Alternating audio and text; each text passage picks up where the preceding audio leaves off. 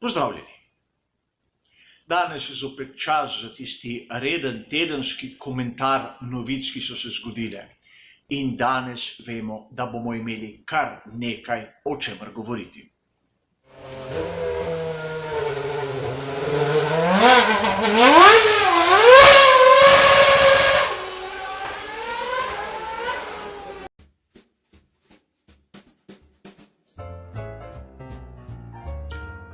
Maja je odjeknila novica iz uradne strani Ferrari, kako Scuderia Ferrari in Sebastian Vettel so sprevideli, da skupne poti naprej ni več možno peljati. In to po mojem osebnem mnenju v čisto nepravem trenutku. Namreč sezona 2020 se še ni začela in govori se o sezoni 2021.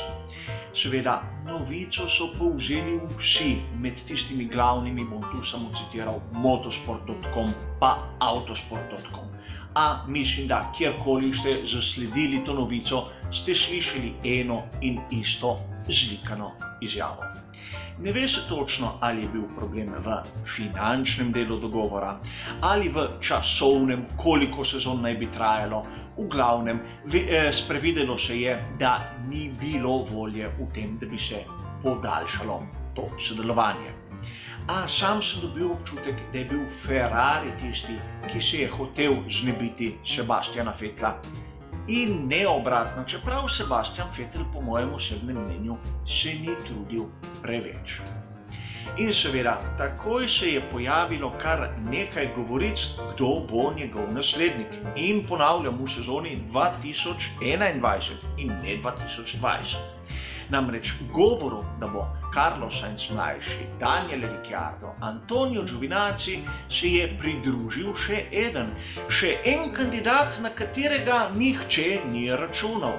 Namreč mnogokrat v raznih virih zasledimo novinarje, kateri citirajo Lea Turinija. 12. maja v svojem blogu je Leo Turini povedal, da tudi Valtteriju Bottasu poteče pogodba konec sezone in da ga vidi tudi njega kot možnega kandidata. A glej zlomka, Lea Turinija tokrat ni citiral nihče. In Leo tudi tokrat, kot ponavadi, je povedal samo svoje mnenje. A pustimo sedaj Lea za trenutek pri strani. Bistveno večjo zmedo je naredila italijanska verzija znane strani motosport.com. Tam smo lahko zasledili novico, da Carlos Sainz mlajši je praktično v finalu za podpis pogodbe s Ferrarijem. V roku 48 ur, govorimo na 12. maj, naj bi bilo jasno, da bo on novi voznik Scuderie Ferrari. In nimam nič proti, nimam tako bližnjih, tako zanesljivih, tako, bom rekel, obveščenih, a nikoli imenovanih virov, kot jih imajo oni, a motim je nekaj drugega. Novica je objavljena samo na italijanski verziji tega portala. Na oni angleški, katera doseže bistveno več publike, pa ni ne duha in ne sluha v tej novici. Le zakaj, če se ima tako bombo, si jo pač razdeli na čim več publike. In videli smo tudi v slovenskih spletnih straneh, da se je to novico povzemalo. Pri drugih konkurenčnih portalih, vsaj tistih najmočnejših, nisem zasledil, da bi jo kdo zopet citiral.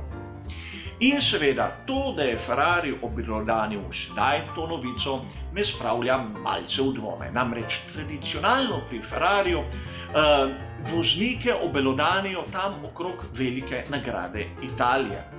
Saj vem, letos ne vemo, kdaj bo, če bo, ko bo ta dirka, a vseeno pred začetkom sezone povedati, da Sebastian Vettel bo eno leto v ekipi praktično že na izhodnih vratih, po mojem osebnem mnenju ni najbolj bistra poteza.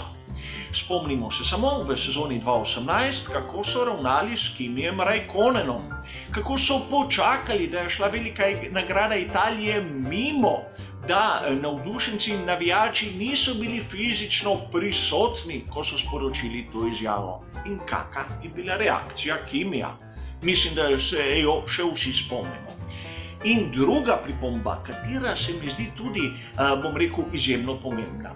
To se pravi, objavili so pri Ferrariju, da s Sebastianom Vettelom ne bodo nadaljevali, po drugi strani razni viri navajajo, da s Carlosom Sainzem mlajšim niso še podpisali pogodbe. Torej, v tem trenutku, ko to snemam, nimajo nobenega na drugem sedežu v njihovi ekipi. A ni to malce nespametno objavljati v javnosti? Namreč Carlos Sainz mlajši, če bi bil pameten, bi lahko zvišal svojo ceno. Če je kaj na tej zgodbi res, in mogoče se bo zgodilo tako, čeprav meni osebno ta izbira za kariero Carlosa Sainza mlajšega ni najbolj posrečena, a videli bomo, kaj prinese prihodnost. Na strani GP Fans sem zasledil izjemno zanimivo poročanje. Namreč potrdili so, da po njihovih virih Daniel Ricciardo je že podpisal z McLarenom, kajti Carlos Sainz mlajši je šel k Ferrariju. In tu navajajo zopet tisti blok Lea Thurinija, kateri sem navedel v začetku. Čeprav Leo je govoril, da Carlos Sainz je bolj primeren po njegovo, čeprav ni pokazal toliko kot Daniel Ricciardo, pa nikjer ni omenil tega, naj bi Ricciardo že podpisal z McLarenom. Spet malce zgubljeno v prevodu, malce napihnjeno, malce spremenjeno in tistega dela, katerega sem omenil s Bottasom, duha ne sluha. Pri Red Bullu 13. maja so povedali, da Sebastiana Vettela, tudi če bi hoteli, se ne bi mogli privoščiti zaradi denarja. A res ali ne res, zanimiva novica, če gledamo v drugem zornem kotu na to zadevo. Mnogi so povezovali nadaljevanje kariere Sebastiana Vettela v McLarenu. A pred tednim sem govoril, kako McLaren je dobil 300 milijonov funtov pomoči od lastnikov, zato da bo prebredel to krizo. To se pravi, imajo finančne težave in sedaj bi bili sposobni si privoščiti Sebastiana Vettela. Če je res denar problem pri Sebastianu Vettelu, mogoče je pogodba, mogoče pa tudi tisto, kar pravim že nekaj časa. Tehnična sposobnost Ferrarija in njihovega bolida SF1000, kateri bo aktualen v sezoni 2020 in tudi v naslednji 2021. In tu moramo biti sedaj pozorni, zakaj je Sebastian Vettel hotel večletno pogodbo. Mogoče zato, da bi se na koncu pogodbe s konkurenčnim bolidom dokazal, kar se ne bi mogel v enem letu s tistim, kar bo imel na razpolago. Ne vem, špekuliram, to je moje osebno mnenje in ne citiram napačno raznih tujih virov. Vsekakor zgodba na meji neverjetnega in tako nerodno speljana, da si človek kmalu lahko misli, da ni vse res tisto, kar nam pravijo. A pojdimo raje na tisto drugo in zadnjo novico za danes.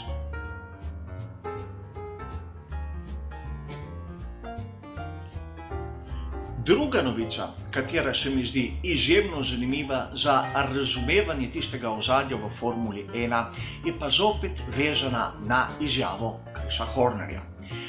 Na portalu Planet F1 12. maja smo lahko slišali njegovo mnenje o odpovedani dirki v Avstraliji. Nič novega, nič takega, a bodimo pozorni. Pravil je, da so pri Mercedesu v bistvu zamenjali svoje stališče, spremenili svoj pogled na izvedbo dirke in kar naenkrat so se odločili, da pač dirke za veliko nagrado Avstralije ne bo. Koliko je od tega res, ne vem, a zanimivo je nekaj drugega. Chris Horner je trdil, da Mercedes ne samo, da je bil pripravljen se odreči dirko in praktično poslati svojo ekipo domov, temveč tudi strankam je povedal, da ukolikor si oni želijo dirkati, ne bodo dobili pogonskih sklopov. Kar je zanimivo, znano je, da imajo ekipe pogonske sklope na leasing, niso lastnice tistega materiala. In zato nam tudi take novice potrdijo tak način razmišljanja in kako se glasuje, ko pride do kakšne politične odločitve v Formuli 1. Proizvajalci pogonskih sklopov so tisti, ki lahko pritisnejo na razne manjše ekipe in jih tako usmerijo v eno ali drugo stran. Novica, ki je ob vsem dogajanju šla malce v ozadje, a mislim, da nam lahko dosti pove tudi o tem ozadju v Formuli 1. Toliko za ta teden, vidimo se v naslednjem tednu z novim komentarjem novic. Hvala za vašo pozornost in nasvidenje.